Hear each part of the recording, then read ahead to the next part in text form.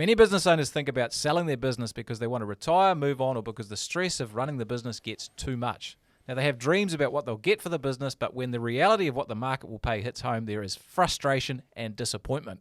Tune into this episode where we dig into what you need to do to maximize the value of your business and how you can make it an attractive opportunity for potential buyers. Many business owners have totally unrealistic expectations of what their business is worth and what they would get if they were to sell it. Even if you aren't thinking of selling, this pod I think is very important because a saleable business is a great business to own. Because obviously the flip side is if you don't do this stuff, then you probably don't want to sell it or keep it. Probably can't sell it. And you feel like you deserve a payoff for that stress and effort and basically all the hard work you've put in. The sad reality is that the buyers of your business don't really care about what you want to get for it or what you need to get for it. For them, it's about the value of the business and what it's worth to them. Which is pretty disappointing because things actually might be running pretty good. It's just because of them, not in spite of them, which doesn't make it an attractive sale. Having said that, there is a lot that you can do and that you should do to make your business more valuable if you're thinking of selling it. You don't have to just take what you get, but if you don't think about it, that's what you'll get.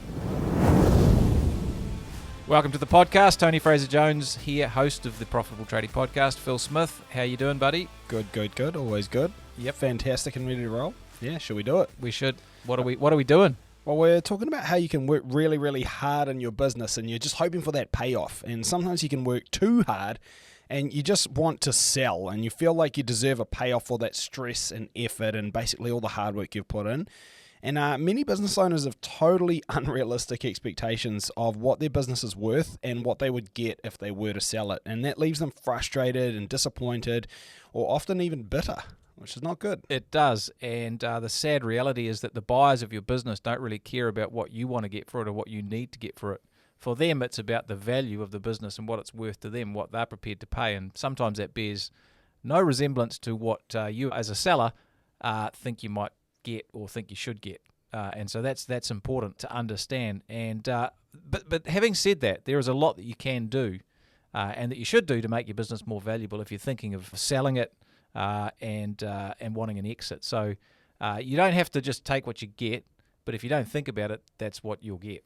Yeah, that's right. I think the other thing about this too is you might be stressed out or thinking of retiring or moving on or doing something different and wanting to sell to get yourself rid of the business. But thing is, if you set the business up for a sale, often it's a much better business anyhow, and you may not want to sell it at the end of the day. So even if you aren't thinking of selling, this pod I think is very important because a saleable business is a great business, and a great business is, if it's saleable or not, it's still a great business to own as well. Right. And so I think that's the tee up here, is understanding that if you make a good business, you can sell it or keep it. Both will be good for you as well. Yeah. But we definitely want to make sure that if you are selling, that you get the most from it. There's a lot you can do that. Yeah, that's right. Because obviously the flip side is if you don't do this stuff, then you probably don't want to sell it or keep it, which is you probably can't sell it. Yeah.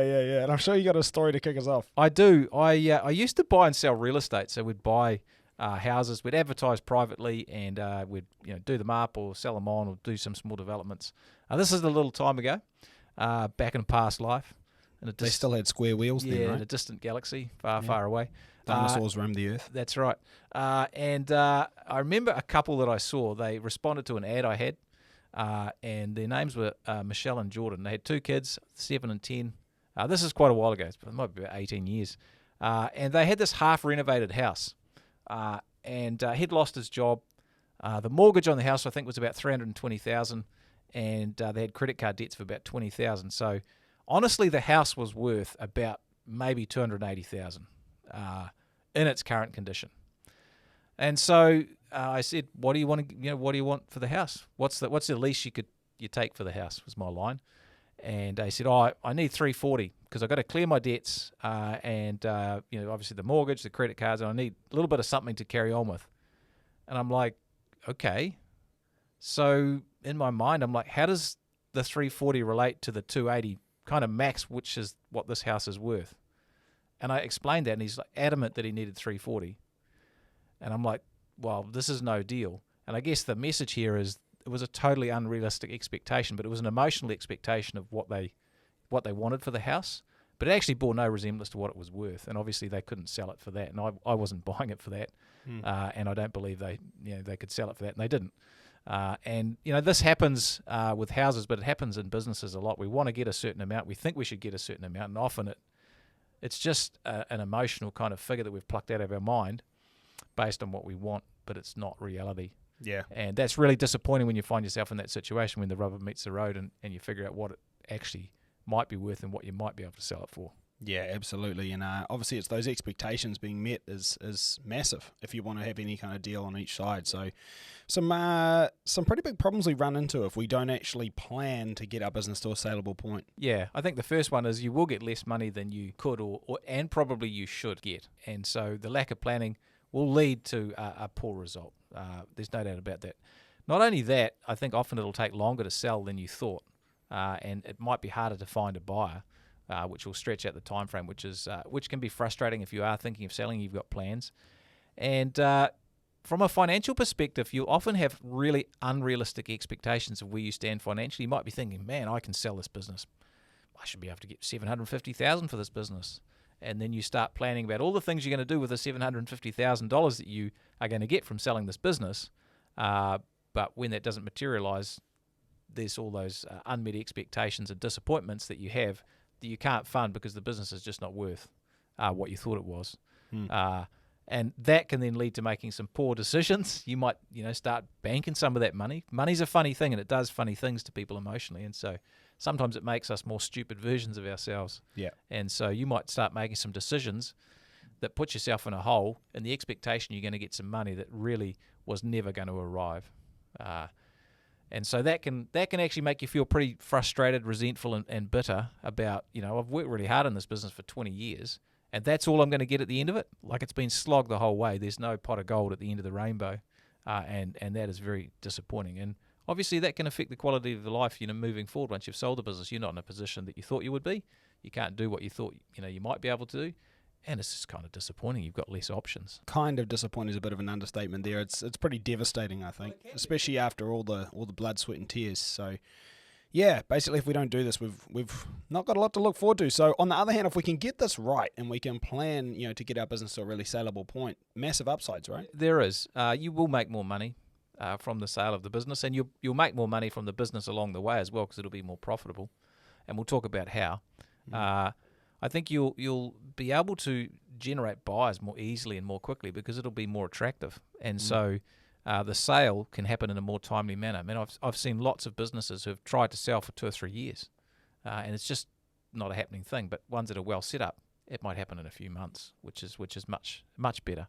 You'll also have clear, I think, expectations around what's possible, and so that $750,000, if you understand how businesses are valued and what you need to do to sell it, and plan it out, you could well hit that. In fact, you might do better than that. And their business is selling for obviously a lot more than that, for millions of dollars, good businesses. And so that means you can actually start planning effectively for your future. You can make decisions based on, not hope, but more certainties. And I think when people do this properly and they sell their business, they end up feeling really grateful for what they've done, and they feel satisfied and kind of pleased with themselves about the fact that they've nailed this. And so I think that's a really good feeling. And obviously at the end of the day, if you've got more money from the sale of the business, you've got more options with the rest of life, and you can set yourself up with investments and other stuff, which can carry you through, which is a good result, because you do work hard in business, and those people who don't get a good result from sale, they work hard as well. In fact, sometimes they work harder, but just not smarter. That's the important stuff to think about, when you're planning to sell. Yeah, that's massive. So let's get into this, man. Like, where are we going to start? I think the best place to start when understanding a business sale is, what is a business actually worth? And if you're listening, you may have an idea, but most people, it's sort of plucked out of thin air, or you've heard about someone down the road who sold their business and they got X, Y, and Z. So, well, mine's kind of similar, maybe I should get a bit more or a bit less.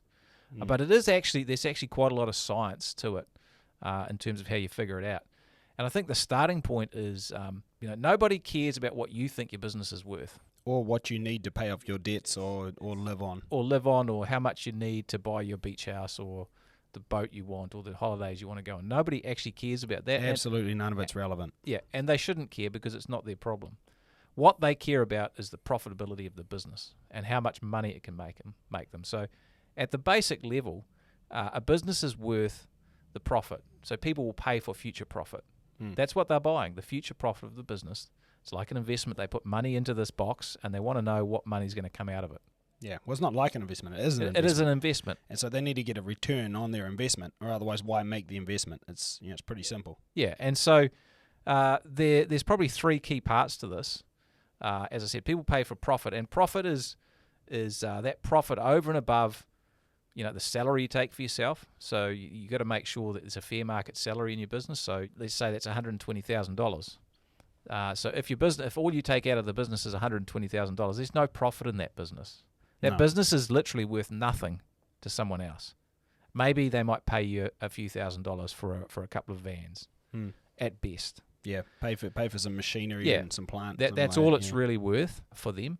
So the profitability is important, and what we're talking about is super profits. Profits over and above fair market salary. So let's say your business makes $300,000 profit over and above what you've paid yourself as a fair market salary. Now we're talking about actual profit. So that's important. So what we do then is figure out what we think the profit into the future of this business will be, and we call that future maintainable earnings, which is how much profit do I think this business will make in the future? And we can look at past profits to do this. We can look at the profits at the moment. We can look at what we think the future potential of the business is. For example, if it's growing really quickly, we might think, well, actually, it's a strong likelihood these profits are going to be certainly what they are now or even a bit better in the future. And so there's a bit of judgment here, but we figure out what is the future maintainable earnings of this business. And obviously, the higher the future maintainable earnings, the more it's worth. It's not exactly guesswork either. There are people whose entire jobs are dedicated to being able to calculate this number pretty accurately. So, they're able to look at your past profits, the current profits, the trajectory of your business, and they can make pretty good projections into what profit should look like moving forward. So, this number is quite accurate. It's not guesswork. Yeah. I mean, there's a lot of analysis that will go on, and at the end of the day, someone will make a judgment call on it, but it is based on some pretty thorough analysis. So that's the first thing, and your role then as the business builder is to actually create more of this profit to get the future maintainable earnings of your business as high as possible, because when you do that, the value of your business increases. Yeah, that's right. And from there, I suppose we got a price to earnings ratio. Yeah, so price to earnings ratio is the second part. So really simply, you take your future maintainable earnings and you multiply it by something called the price to earnings ratio. Now, for example, for plumbing or electrical or a similar contracting or tradie business, your price to earnings ratio on sale might be anywhere from 1 to maybe 6. And obviously, the higher it is, the more it's worth. So let's say your business makes a profit of $300,000 and the price to earnings ratio is 3. Your business is effectively valued at $900,000. 3 multiplied by $300,000. That's how you figure out the value at the most simple way. Yeah. And then the thing is, okay, how do we figure out what's the price to earnings ratio? And that's all about risk.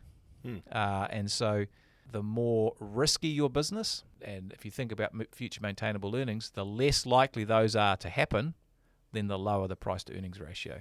What would be some things that would be examples of risk? Yeah, so risk would be, for example, if there's massive key person risk in the business. So let's say you as the owner, if you are no longer in the business, if it couldn't operate very well, or you held all the relationships with the key clients, or you were doing all the pricing and all the organising, and if you moved out of the business, effectively it would fall to bits. That would make it very high risk for a buyer, and therefore the price to earnings ratio would be much lower. So basically, if I'm a buyer and I'm buying your business and I come on in, but you being not there means that everything falls apart, then we've got a lot of risk. A lot of risk, and your price to earnings ratio is lower, and therefore the value of the business is lower. So on the other hand, what would be an example of mitigating some of that risk? So having a situation where my price to earnings ratio is actually better. Yeah, and so the opposite would be true. If there's very low key person risk, for example, if you had a strong management team in place, if you had great systems and processes, and the business could effectively carry on without the owner being in there. Now, for example, if the business for sale had a CEO or a general manager running the business and the owner wasn't involved in the day-to-day operations at all, and it was still very profitable, that would be a way more profitable business. The price to earnings ratio would be much higher. So let's say its profit was $300,000. Probably that sort of business, its profit's going to be a lot higher than that. But just say it was $300,000. Your price to earnings ratio might be 5, which is $1.5 million, as opposed to 3 for a more risky business, $900,000, as opposed to a very risky business, maybe 2, $600,000. Yeah, well, this is what we see a lot of guys that are coming in and their business is in a stage where honestly pretty much everything relies on them. and it might even be profitable. Like they could be, getting that $300,000 profit, Maybe over and even above more. their salary, maybe even more. But because they are the only person who runs operations, the only person who does pricing, they have all the client relationships, and basically everything relies on them or lives in their head. Their price to earnings ratio could be, say, 1, in which case the $300,000 profit is all the business is worth, which is pretty disappointing because things actually might be running pretty good. It's just because of them, not in spite of them, which doesn't make it an attractive sale. That's exactly right. And so I think, to sum it up, how you value your business, it's the profitability of the business multiplied by how risky it is when we remove you. Yeah, which is the price to earnings ratio.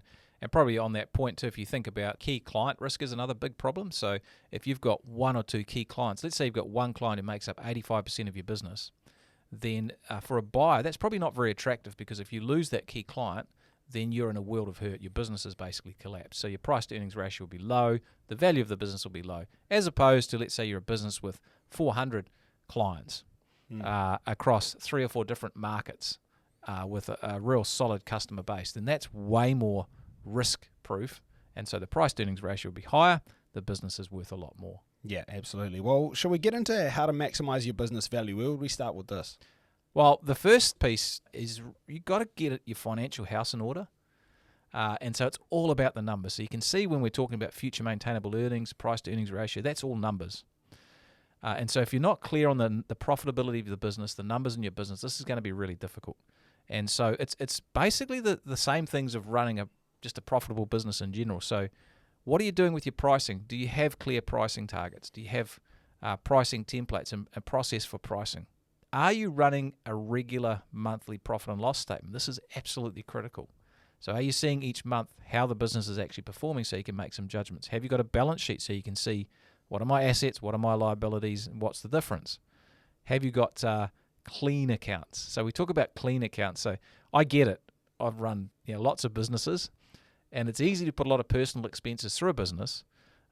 Let's call them, I don't know, personal expenses. Extracurriculars. Extracurriculars. Just to be clear, we're not saying don't do that. We're just saying if you're getting to a point of sale, then we need to clean that up. Well, there's a trade-off. Now, you do that because it might lessen the amount of tax you need to pay. And obviously, you do what's legitimate. You don't do dodgy stuff. But, yeah, it's fine to reduce the amount of tax you pay legally. But that will reduce your profitability. Yeah. And so someone looking at your business isn't going to want to hear the story about how you've run all your insurances and your cars and this, that, and the other thing through the business. And, hang on, buddy, it's actually more profitable than that because I've done all this stuff. They're like, well, okay, that's not very transparent. I'm just going to look at the numbers. Yep. And so you probably want to keep those accounts really clean for a few years before if you are planning to sell, because then you can see how the business is actually performing. You'll increase the profitability and obviously drive the value of the business. But just in general, to do this right, you need to drive the profitability of the business. You need to focus on it, and focusing on the numbers, the margins, the costs, revenue, back costing jobs, just all those things that are important for driving profitability are absolutely critical to get your financial house in order, which will increase the future maintainable earnings. And with clean accounts, the potential purchasers can see what they're actually getting. Yeah, massive. So I think for me, the next step is to get a current valuation. So I would do this before you're looking at selling. The minute you start thinking about selling, you might want to get a valuation just to see where you're at, what's it worth now. And, this may come as a bit of a shock. Like we said earlier, you might get that valuation and think, oh, damn, I thought it was worth more than that. Or, it might even be a little disappointing on face value. But then what you do is you figure out, well, what do I want to get from it? So this is where if we think about Michelle and Jordan from the story earlier, they had a number that they wanted to get from their house because that was what they needed in order to clear all their debts and have some money to live on and bridge the gap to their next thing. So for you need to figure out, well, what do I actually want from my business? What's going to make my life work? And what do I need to do the things I want to do? And there'll be a gap. So there'll be what your business is actually worth now, and then there'll be what you want from the sale. And obviously then the thing you can do from there is you can work backwards and see what can I do to actually improve my business to a point where I actually would get the number that I want, rather than having to settle for what it is worth as it stands now. And so I think what you're doing there is just setting yourself up with some realistic expectations so that you can create a roadmap to actually maximize that value. It might be you do the valuation now and the business comes out it's worth $400,000 and you're like, flipping heck, I need $1 million. That's what I was hoping for. And you talk to the valuer he or she's like, well, your profitability's here. Profitability is only $200,000, and your business is pretty reliant on you. So to get to $1 million, you probably need to get the profitability up to $400,000. Put a few systems in place, and you can have maybe a multiple of 2.5 or 3 will get you there. And so you know what the size of the challenge is, and you can just work towards that. So I think that's very powerful. Well, it helps make a plan for you, right? It does. Which is the key. So what do we do next? Well, the key thing is, the thing that makes businesses not valuable is obviously profitability, but it's owner reliance. It's like if you leave, the business falls to bits.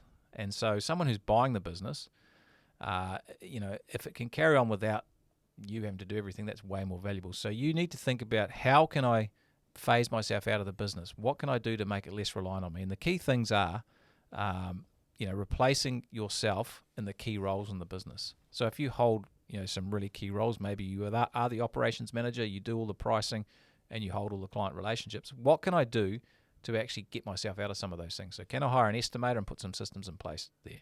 Can I get an ops manager in place? Can I build a management team? So we work with, some bigger businesses doing, profits in the 7 figures and their revenues are in multiple millions. Well, they'll have a management team who does the heavy lifting, who covers off all the key areas of the business. And even some of them go further still, and they have a GM who runs the business. And so the owner is actually not part of the operations of the business on a day-to-day basis. And so you build those structures in place, and you don't necessarily have to do all of them. But obviously the more you do, the less risk there is for someone else, and the higher the price to earnings ratio, and the more the business is worth. So I think that's a very important part to think about. And another thing that I think can be helpful here is, and Mike Michalowicz talks about this in his book Clockwork, is you need to if you can take a 4 to 6 week break from your business and it can carry on, that's quite a good test here. And so maybe book in a 6-week break, see how the business runs. You'll figure out where it breaks down, and you can start fixing that stuff. Because a business that can carry on without you for 6 weeks, can make sales, can get projects done, can get quotes or bids out the door, is a business that's starting to look a little bit more attractive to a potential buyer.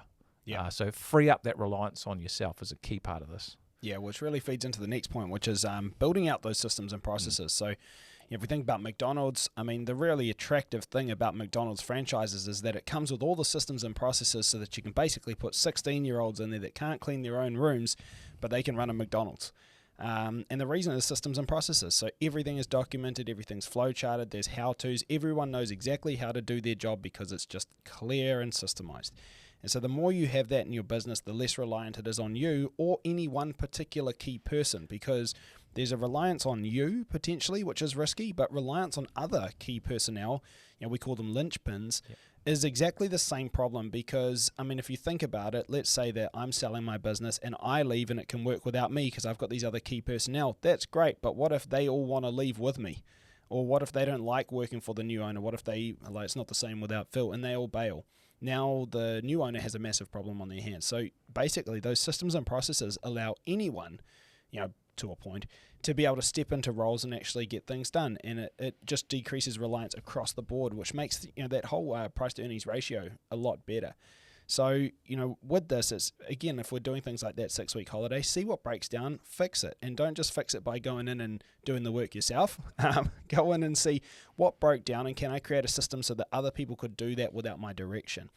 And again, if you have other big linchpins in your business, for example, an operations manager, estimator, or the likes, again, how well systemized is their role? So you can do similar exercises with them. They go on a 6-week holiday, you see what breaks, and could someone else step into the role?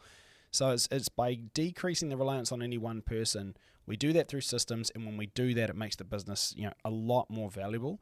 So get about building those systems today. And it's not about getting every single thing systemized in your business, but the more systems you have, the more valuable your business is. Yeah, it's the basic, get it out of your head and get it on paper. Yeah. And if you think you use the example of pricing, let's say you've got a pricing person, but they also have pricing templates and a system they follow for doing all the jobs. There's as-built, pre-built, everything's there. That's incredibly valuable for another person stepping into the business. There's just almost a paint by numbers for pricing. Yeah. Versus just having an estimator who does it all their own way, and if they walk, all the knowledge works. That's the difference. Exactly. Or you have a really, really good operations manager who's awesome at driving compliance on site so that jobs are completed correctly and that nothing's missed. They're just really good at being on the team.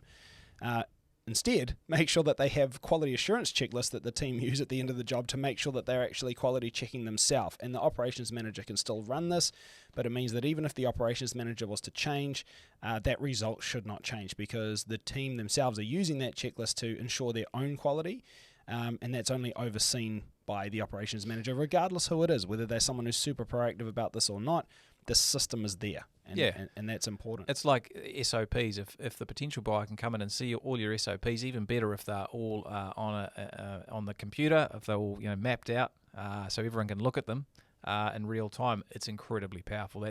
That's what really gets buyers excited about a business. Now, like you said, it doesn't have to all be done, but if the most important things are done, the more the better. Yeah, really. massive. So let's get into clients. Clients, yeah. So again, as we said, if you've got a single client, you've got a big problem. So to really maximize the value, it's about building your client database, and ideally some recurring revenue if you can as well. So if you have some contracts, maintenance contracts, or relationships with ongoing work, again, that's really powerful. Just one thing of note here, caution, if you are ever buying a business and they're selling you forward contracts, check those things out because sometimes they can be priced in a way that's... Double check the price. It looks like you've got millions of dollars of forward work, but there can be millions of dollars of forward losses if you're not careful. But that's another whole... Yeah, we've seen that a few times. We've seen that before. So you really want to diversify the client base, so that they can see that there's a list of clients, who they are, how much they're buying. That's very powerful. And I said, if there's some recurring revenue, that's really exciting because then the potential buyer knows they don't have to, kill straight away. There's some stuff in the freezer, if you like, that can be eaten. And this is really important because as a buyer coming in, it's going to be a busy enough and hectic and chaotic time coming into a new business and integrating yourself into it and, getting your feet under the table, really. And in that time, if work can still be, actually happening, jobs are coming in or being completed and there's actually money coming in the door, it just gives you so much more breathing room to actually get yourself set up. Whereas if that's not happening, then you've got all the chaos of getting your feet under the table at the same time as having absolutely tanking cash flow, which is not an attractive situation for anybody. So this is really important, which brings me to the next thing, which is, making sure that you build a sales and marketing system. So with this, obviously you've got your database, you've got your recurring revenue you're pushing for, you're trying to diversify your client base, but do you also have a marketing system where you're proactively marketing on a consistent basis in a way that is systemized and, again, doesn't take you to run it? So basically it's like, do you have a process which is running all the time to generate leads and opportunity to win work? After that, do you have a sales process which is in place so that anybody could step in and actually make sales off the back of those leads? So this is not just something that lives in your head where you're like, I know what I do when a lead comes in. It's like, is this documented? Do we have scripts in place? Are there different people who are responsible for different functions so that basically new owner comes in and they can rely on the fact that the marketing system produces leads, the sales system produces sales, and as a result, I can be confident in the forward work. And even if some of the existing client relationships were to disappear with the owner, I'm pretty confident I'm going to continue to generate new work. And that's obviously going to make it so much more valuable. Yeah, you've got a documented way of getting leads and closing them. And that might be, here's our system for lumpy mail. Here's the 3 letters that we use. Here's the people we contact. This is when we send them. This is the email that we use to follow up. This is the telephone script we use to follow up. Yep. Here's the script we use when people inquire. This is what we say. This is the script we use when we go and meet them out in the field and do a site visit. Here's the script we use to follow up. These are the exact words we use. This is what we found works well. Yeah. You give that all to the new owner if they can see that. That's pretty exciting. Exactly. Now, sometimes they're stupid and they won't use it and they think they know better, but that's their problem. That's their problem. Not your problem. Because you've built the value. Again, it's like if you do social media marketing, it could be, here's the process that we use to create content. Here's the posting schedule that we use to actually, deliver that content on social media. And this is how we follow up and actually close leads that come through. Or if you're doing Google ads, it's like, here's the keywords that we've found have really, really worked for us in the past that we optimize for with our Google ads and that we optimize with SEO. Here's what we expect in terms of spend and what we should get in terms of return on those keywords. Here's how many jobs you can expect if you spend this much money. If you can put that kind of stuff in front of somebody, then they're like, oh, sweet. Well, all I've got to do is spend this money on this keyword and I should get about that many jobs. And, here's the historical data and that's how you got that, that sort of conclusion. then obviously they're like, awesome, well, I'm very confident I continue to produce work. So it's massively valuable. Yeah, and that sort of ties in with the brand building. And so if you are able to build a brand in the marketplace, and that's things like, there's a whole bunch of stuff to brand. That's really the image that people have of your business and the relationship that they have with your business. And you do that by all of the things we're talking about, great delivery, etc. But it's also, what do your vans look like, good uniforms, consistent social media presence, any sponsorships and stuff you might do in the local community, all of that sort of stuff. Nice website, good reputation for customer service. Yeah, all that sort of stuff really makes a big difference. And so that there's value and equity in that. Yeah. Which is valuable to come across to a new owner. Yeah, this is huge. And basically, once we've got all of this together and we've started to maximize that business value, you hopefully get into a point where you feel like you're more ready to sell the business. You've closed that gap a little bit from your first valuation to what you want to actually be able to get.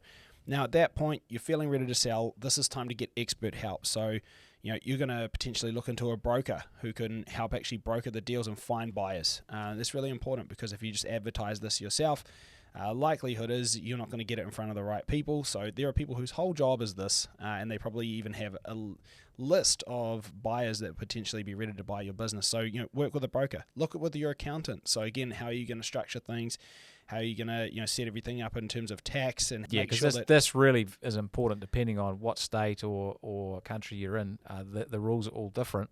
And there can be some massive tax advantages if you structure your deals in a certain way. So I don't want to give any specific advice on that because I'll get in hot water, but you definitely need to get the experts to check that stuff out. Not to mention they can help get your accounts together in a way that you can present to the broker, so that the broker can present that to potential buyers in a way that makes a lot of sense. It's easy to understand, and it's just going to make this whole deal go smoother. And so really important to work with your accountant there. Obviously, there's going to be lawyers and legal help that you're going to need, because there's a lot of I's to dot and T's to cross, and you need to do this all the right way. So you're going to need legal advice, and on top of that, I'd potentially look into more than just one valuer at this point, because we've found this before, and basically this can vary a lot. Like one person's valuation versus another's, there can actually be a certain amount of difference. And so by getting a few valuations, you can choose the one that's going to be most advantageous to yourself.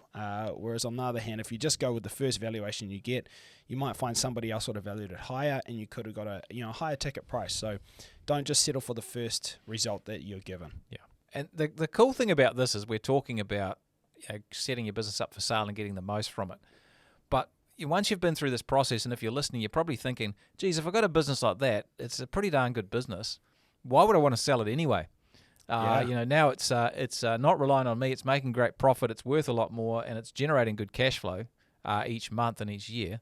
I could do a lot with that. Maybe I could fulfill some of my hopes, dreams, and aspirations from the profit I'm making each month. And this is an experience that a lot of people have. You get it all in order, and all of a sudden, a business is great to sell is a business that's great to own as well. Yeah. And so you've got some choices to make. Because often the reason that people sell the business is because it's too stressful, it's taken so much energy from them that they're just kind of over it, and they hang on long enough to try and get a payoff. And I get it, and I totally understand that. But if you can set it up in a way that it's way more fun to own, and it's operating smoothly, and you've gone through and built this thing out, so it's not relying on you, you've got great systems, the marketing is all sorted out, then hey, you could own it. You could put it under management. There's a lot of options there. You could still sell it too, and there is a time and a place to do that. Don't get me wrong. And sometimes you just want, a clean start, a fresh break. You might have fallen out of love with it, or you want to pursue another passion, and you just don't want this, to be associated with you anymore. But reality is, if we look at those multipliers, your price to earnings ratio. If we look at this, if you're getting a price to earnings ratio of 2. That means that in 2 years of just owning your business, you would have made the same amount of money you got from selling it. Whereas, if it's 3, it's cool, so it's 3 years. So in the 4th year, you're making more money than what you would have cleared from selling it. So, even if you're getting a really high multiple like 5, it's like, cool, well, you still would have made all the money from the sale if you just held it for 5 years, and then you'd still have it, and it would still be producing that cash and hopefully getting growth and producing even more. So if it's really the big reason you'd sell it is because either you've fallen out of love with it and you just want to do other stuff, or because honestly you hate it, which is probably because it's reliant on you or not really functioning right, in which case you wouldn't get the multiple anyway. So if it's actually set up for a valuable and profitable sale, A lot of the time people are going to think, well, maybe I just keep it because it's not a thorn on my side anyway, and it's making good money. Yeah, like an investment that delivers you great cash flow, and businesses deliver the best cash flow when done well, way more than any other investment. Yeah, it's not bad to have. No, that's right. I mean, if you take your money from the sale and you put it into the stock market, you're never going to make the same returns as you were making in your business. Even with housing, I mean, you might get a good capital gain from time to time, but the year-to-year yield is not going to be the same. Here's the thing to think about too: is every time you increase the future maintainable earnings by $1, you're multiplying that by your price to earnings ratio. If that's 5, let's say, for example, you add $1, the value of your business is going up by $5. Yeah. You add $100,000, the value of the business has gone up by $500,000. That's pretty good investing. Oh, the multiple is crazy. A lot better than any other investment. That's right. So I think we've made our point, man. So let's land this plane. Let's do it. Hope and optimism are not a great strategy when it comes to getting a result when selling your business. And the buyer doesn't care about how much hard work you've put in. But with the right thought, planning, and effort, you can dramatically improve the sale price that you receive. Thanks heaps for listening. We'll catch you all again next time. See you later. Congratulations on being part of a select group of savvy business owners who are taking their businesses to the next level. And to help you on your journey, don't forget to check out our show notes for a copy of our free book, The Profitable Tradie, and other valuable resources. Thanks for being a part of this special group, and we'll see you in the next episode of the Profitable Tradie podcast.